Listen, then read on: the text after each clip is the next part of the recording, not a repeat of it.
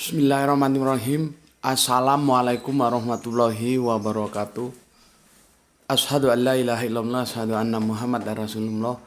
Allahumma sholli ala sayyidina Muhammad wa ala ali sayyidina Muhammad. Kama sholaita ala sayyidina Ibrahim wa ala ali sayyidina Ibrahim bil alamina innaka Hamidum Majid. Sebelumnya kita panjatkan dahulu doa kepada Gusti Allah Ingkang Maha Agung untuk saudara kita yang telah memberikan sholawatnya kepada channel dakwah ini berupa infak dakwah. Semoga sholawat itu menjadi catatan langit amal soleh bagi mereka dan keluarganya kelak. Dan insya Allah, Allah akan membalasnya dengan balasan yang lebih baik lagi. Dan aku nih mewakili seluruh teman-teman semuanya mengucapkan terima kasih kepada saudara-saudaraku yang telah memberikan sholawatnya ya. Karena lewat dukungan kalian lah, lewat sholawat kalian lah, channel ini dapat eksis, hadir di ruang-ruang diskusi kalian semuanya ya, peor-peor terkasihku. Oke. Untuk seluruh peorku ya, alhamdulillah, apresiasinya aku ucapkan terima kasih, yang semoga anti skip dan anti download, dan yang berkenan silahkan di share ya kajian dari link dakwahnya ya. Jadi jangan di download linknya ya, dari channel ini link-link kajiannya silahkan di share ya. Dan semoga itu menjadi catatan langit juga amal soleh bahwa kau sudah punya bukti bahwa kamu telah mendukung siar-siar dalam dakwah Islam. Oke, matur nuwun, dan atas doa-doa baiknya juga matur nuwun ya. Terima kasih. Semoga kebaikan doa itu juga tercurahkan untuk kalian semuanya. Mampir ngombe kali ini duha yang sangat cerah sekali ya. Matahari mulai membagikan keindahannya, membagikan kehangatannya pada seluruh bumi. Oke. Ini duha hari Khomsa ya, Kamis. Bismillahirrahmanirrahim.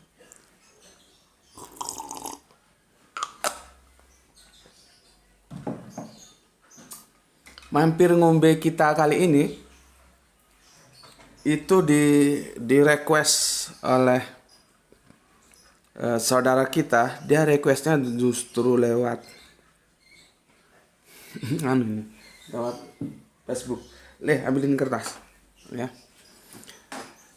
Dari saudara kita dari Cirebon sepertinya ini ya, satu lembar aja nih, nggak usah banyak-banyak. Kertas biasa untuk tutup aja kok, kertas bawah itu nggak apa-apa ya. Iya, dari Cirebon ya. Kalau ingat Cirebon itu ingat Tarling ya, Tarling Cirebon. Dan aku kalau ke Sumatera mesti tiba di Cirebon itu saat tengah malam ya, naik bis malam ya. Ini Kang Mas TAN gitu ya, dari Cirebon. Cirebon itu bahasanya perpaduan ya, kombinasi peralihan dari Jawa Sunda ya. Jadi mereka rata-rata meskipun dengan dialek yang berbeda, tapi menguasai dua bahasa Sunda dan Jawa itu ya. Nih. Oke. Ini sedang di request yang lagi viral masih. Kali aja bisa dijadikan kajian di Mampir Ngombe. Oke, terima kasih untuk Kang Mas TAN ya. Yang aku juga karena kesibukan bisa dikatakan lose control ya. Hanya pernah dengar-dengar aja, tapi secara detail aku belum pernah perhatikan ada apa dengan Holy Wings ini. Ya, maka sekarang atas request dari Kang Mas kita jadikan tajuk diskusi di Mampir Ngombe kali ini. Oke, aku bicara begini dulu ya.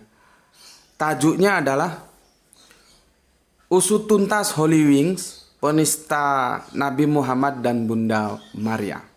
Ya, maka karena itu aku akan jelaskan dulu mulai dari belakang, dari Bunda Maria ya. Ini supaya publik tahu bagaimana cara pandang Islam ya. Siapkan nganu cas. Ini sebetulnya habis cas. Siapkan cas di sini ya. Nanti kalau habis cas itu casnya di situ. Ambil di situ. Ya. Oke, aku ulangi tajuk mampir ngombe kali ini adalah usut tuntas Holy Wings, penista Nabi Muhammad dan Bunda Maria. Oke, kita lihat dulu surat Al-Baqarah ya, surat yang kedua ayat yang 136. Begini, kulu ya, kulu itu fiilnya itu apa? Amr ya, perintah. Katakanlah ya, atau biasanya kul gitu ya, katakanlah ya. Amanna billahi wa ma unzila ilaina ya.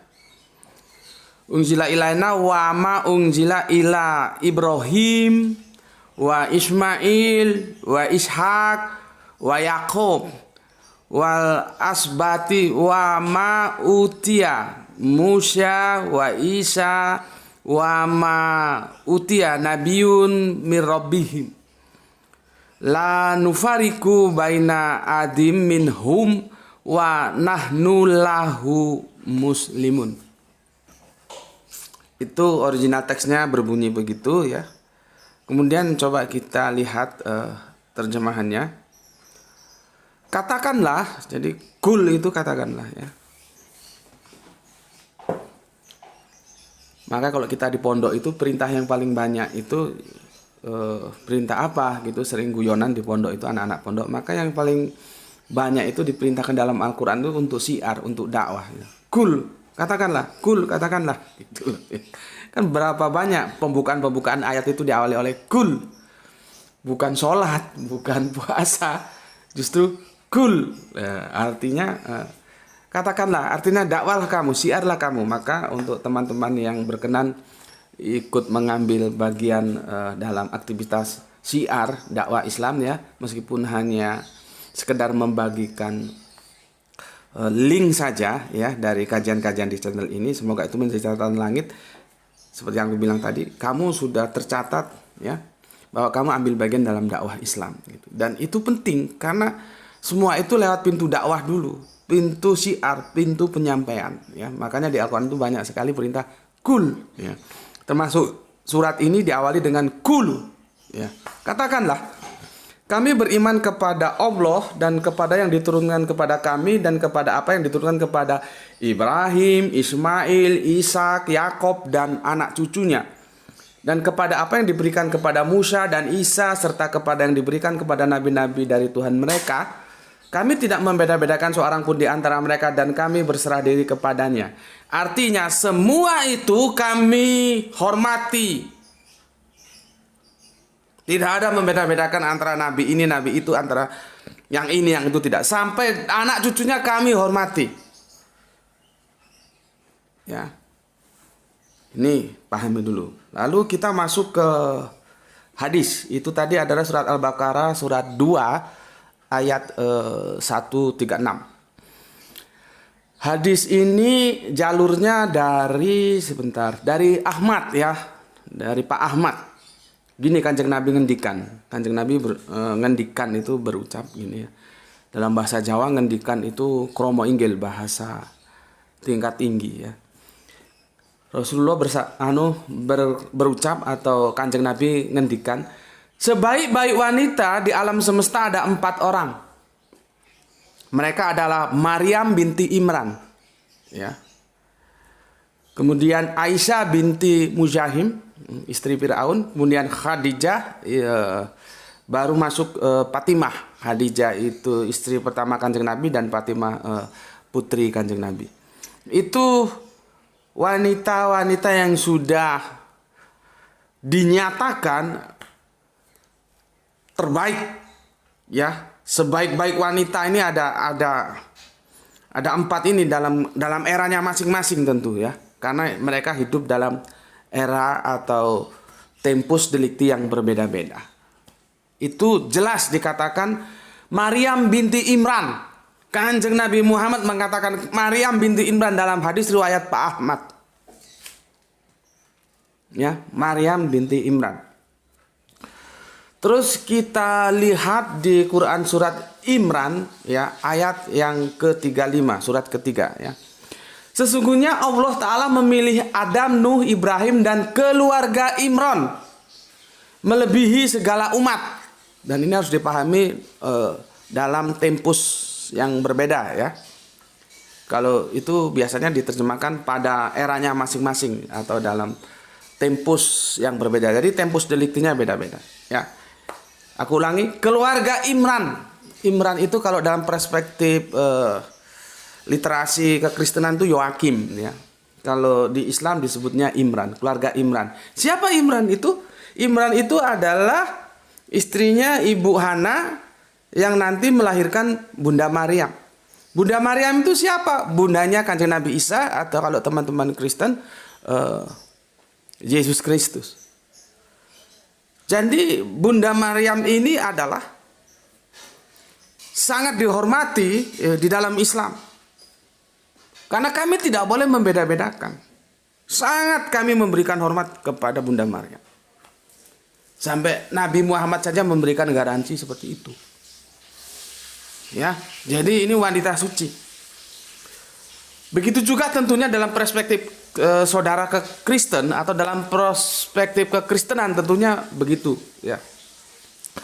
Karena Maryam ini bundanya daripada Yesus atau yang kami sebut Kanjeng Nabi Isa. Kami kalau menyebutnya Maryam, kalau dalam literasi kekristenan Maria ya. Nanti masuk ke barat menjadi Mary ya. Terserahlah mau panggil yang mana, tapi itu merujuk dalam satu nama yang sama ya. Dalam kekristenan terlebih lagi dalam Katolik, karena terbeda antara Katolik dan Protestan ya. Bunda Maryam ini benar-benar diagungkan, maka disebutlah dalam liturgi mereka perawan Maria. Perawan Maria, perawan Maria. Perawan itu dalam dimensi menunjukkan kesuciannya, dan Al-Quran juga mengatakan begitu bahwa Bunda Maryam ini adalah digaransi kesuciannya, bukan wanita sembarangan. Ya. Jadi sudah jelas posisi Islam seperti itu, tentunya posisi Kristen juga ya seperti yang kita tahu, seperti yang aku sampaikan itu. Itu Bunda Maryam. Berikutnya, bagaimana kami mengagungkan Bunda Maryam? Sampai nama ayahandanya saja itu menjadi nama surat dalam Al-Quran, yaitu Al-Imran. Keluarga Imran. Keluarga Imran itu ya bapaknya akan Bunda Maryam itu. Kakeknya dari Kanjeng Nabi Isa atau Yesus Kristus. Ya. Jadi kalian buka surat ketiga itu namanya surat Al-Imran. Ya. Berikutnya juga sampai-sampai nama Maryam itu diabadikan menjadi nama surat dalam Al-Quran, maka surat Maryam. Kalau tadi surat yang ketiga, maka surat Maryam itu jatuh pada surat yang ke-19 yang kemarin, dan insya Allah nanti sore akan kita lanjutkan sebagai penutupnya, akan kita diskusikan di surat Maryam itu ya. Jadi sudah beberapa literasi aku katakan benar-benar dimuliakan. Sampai namanya saja, bahkan nama bapaknya menjadi nama surat dalam Al-Quran. Ya, oke. Jelas di sini ya posisinya Bunda Maryam jelas ya. Bagi kami Islam itu merupakan wanita mulia yang harus dihormati. Berikutnya Kanjeng Nabi Muhammad. Ya ini sudah nggak usah banyak diceritakan. Semua sudah pada tahu. Ya, semua pada tahu. Ya. Bahwa dialah khataman Nabi, penutup dari seluruh estafet era kenabian. Dari Adam sebagai pionir, ditutup sebagai khataman Nabi adalah Kanjeng Nabi Muhammad. Pelanjut dakwah-dakwah para Nabi. Satu benang merah garis lurus. Ya, yang mereka mendapat mandat daripada Allah atau YHWH, Alif Lam Lam Ha, ya, untuk menurunkan ajaran kepada kita. Sehingga kita hidup dalam hukum Allah. Hidup dalam hukum Allah. Sehingga tidak sampai kita terpisah antara kita sebagai hamba dengan Allah. Supaya tidak terpisah bagaimana? Hidup dalam hukum-hukum Allah. Hukum-hukum Allah itu diajarkan kepada kita lewat para nabi yang dimulai dari Kanjeng Nabi Adam sampai nanti penutupnya Kanjeng Nabi Muhammad, yaitu Islam. Ya. Jadi beliaunya lah ya yang menutup semua era kenabian itu menjadi kataman nabi terakhir dengan mengajarkan Islam, rahmatan lil alamin. Ya. Dan semua para nabi itu berjuang untuk memberikan pencerahan kepada umat-umatnya tanpa terkecuali. Begitu juga Kanjeng Nabi Muhammad. Dialah yang akan menyelamatkan ya semua makhluk di dunia ini, tinggal masalahnya nanti mau atau tidak itu urusan lain. Tapi dia memberikan ajaran ya yang itu datang daripada Allah, disampaikan via Jibril kepada Kanjeng Nabi Muhammad. Kanjeng Nabi Muhammad diajarkan kepada kita untuk sebuah keselamatan dunia sampai akhirat. Jadi kalian bisa bayangkan bagaimana Kanjeng Nabi Muhammad itu diagungkan di dalam Islam. Ya, jelas ya. Berarti sekarang kalian sudah tahu ya, dalam perspektif Islam Kanjeng Nabi Muhammad dan Bunda Maryam itu adalah dua nama suci yang orang tidak boleh sembarangan menyentuhnya. Ya, nanti kalau perspektif dari teman-teman Kristen silahkan Anda menjelaskan menurut perspektif Anda. Ya. Memang antara Abrahamic Faith itu terjadi titik temu karena ini berdasarkan dari satu sumber yang sama, yaitu Allah. Ya. Oke. Sekarang kita lihat Holy Wing ya. Jadi kita harus tahu juga Holy Wing itu kalau kita terjemahkan apa? Aku coba menerjemahkan wing itu kan sayap, holy itu suci. Sayap suci.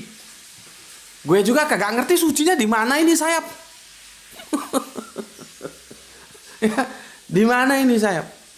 Nggak ngerti aku. Kok dia disebut sayap suci itu sucinya di mana? Ya, kita lihat dulu berita yang lagi gonjang-ganjing bahwa sekarang sedang menjadi viral pembicaraan bagaimana kekurang ajarannya Holy Wings. Maka tajuk kita kali ini ya, usut tuntas Holy Wing penista Nabi Muhammad dan Bunda Maryam. Usut tuntas. Jangan setengah-setengah ya. Kita lihat dulu kilas sebaliknya begini. Jadi Holy Wing Indonesia itu ya akhirnya ditetapkan oleh kepolisian ya, maka kita sama bapak-bapak polisi dan jajarannya sebagai penegak hukum mengucapkan terima kasih atas kesigapannya ya sebagai penjaga ya, penjaga kedamaian ya. Semoga polisi ini terus bisa diberikan kekuatan untuk menuntaskan kasus Holy Wing ini sampai ke akar-akarnya. Ya, kita berikan apresiasi kepada bapak-bapak polisi. Jadi beritanya begini, polisi akhirnya telah menetapkan 6 tersangka kasus promosi minuman kafe Holy Wing dengan menggunakan nama Muhammad dan Maria. Coba, kurang ajarnya kan sudah ketara banget. Jadi untuk mempromosikan minuman di kafe mereka menggunakan nama suci itu, yaitu Kanjeng Nabi Muhammad dan Bunda Maria. Ya. Kita lihat sejenak sejarahnya Holy Wing ini memang kini mengelola segudang bisnis bergerak di bidang kuliner sekaligus hiburan malam, terutama tempat penjajahan minuman beralkohol dengan berbagai konsep unik yang itu dicangkok dari Cina. Jadi konsepnya itu dicangkok dari Cina. Ya. Ini permaisuri lagi masak sayur ya. Jadi wahing-wahing. Sebentar minum dulu. Bismillahirrahmanirrahim.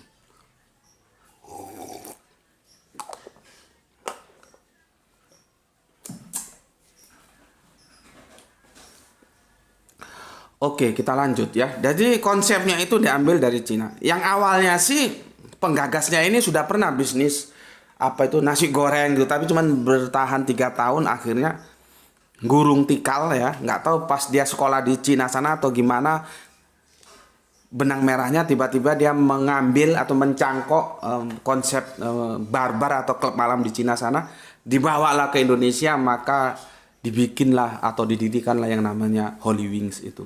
Ya, oke, ya sekarang ya Holy Wing berkembang jadi itu berupa franchise gitu ya. Jadi ada di kota-kota besar di Indonesia ini ya.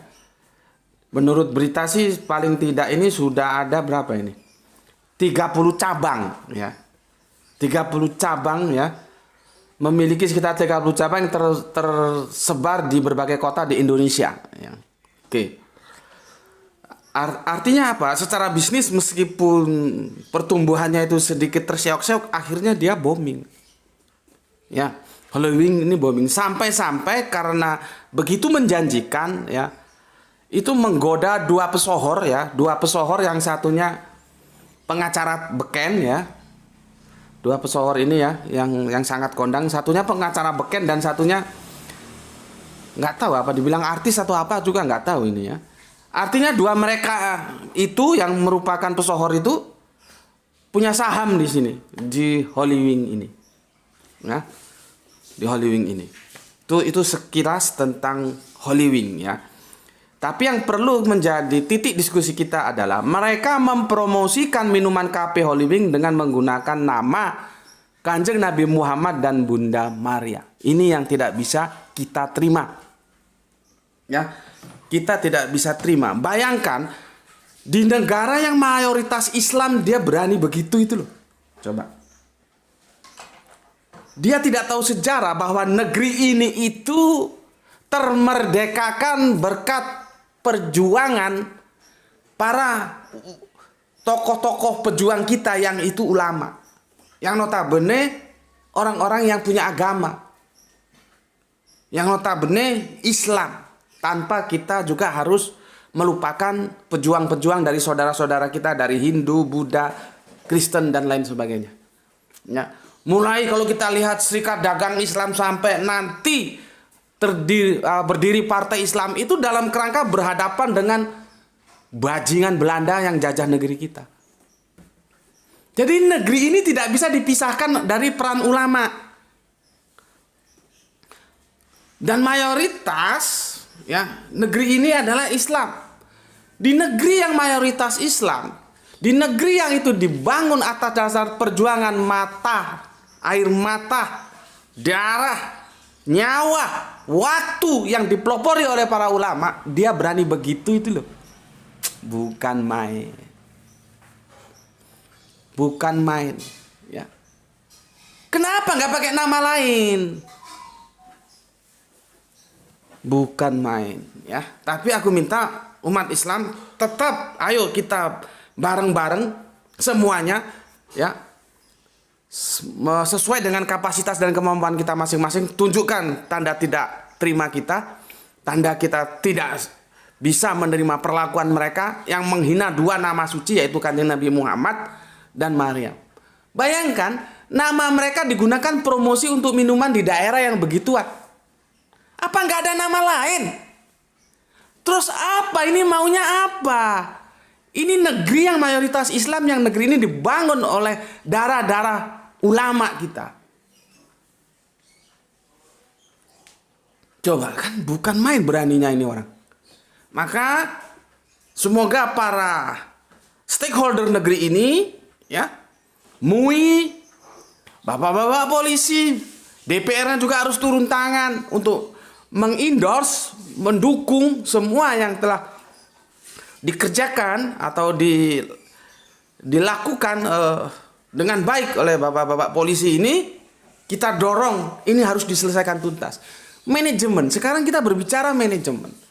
Memang sih dalam sebuah manajemen itu biasanya pemegang saham atau level-level tertinggi itu mereka kan punya strata ya, diserahkan saja kepada operasionalnya. Biasanya itu ada manajer operasional atau general manajernya. Ya. Tapi apakah mereka terus bisa serta-merta lepas tangan? Oh, itu urusan manajer. Nanti manajer operasionalnya ya cuci tangan lagi. Oh, itu urusan marketing. Apa bisa terus saling lepas tangan begitu? Ya. Terus mereka tidak terjerat hukum. Karena bagaimanapun mereka adalah dalam suatu perahu yang bernama Holy Wing yang telah melakukan penistaan. Ya. Maka nanti semoga diutus sampai kita tahu ini otaknya ini dari otak manusia yang bejat itu yang mana. Kalau misalkan nanti ada tim kreatif, tim promosi, tanyakan kepada mereka, siapa sebetulnya? Ayo, ini ide siapa ini?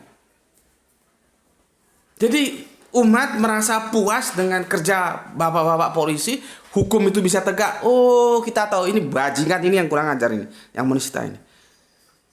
Nanti itu kan bisa diurus dari mulai level pemegang saham, ya, terus manajer operasional, ya, general manager, nanti bagian promosi atau marketing nanti bagian dari tim kreatif.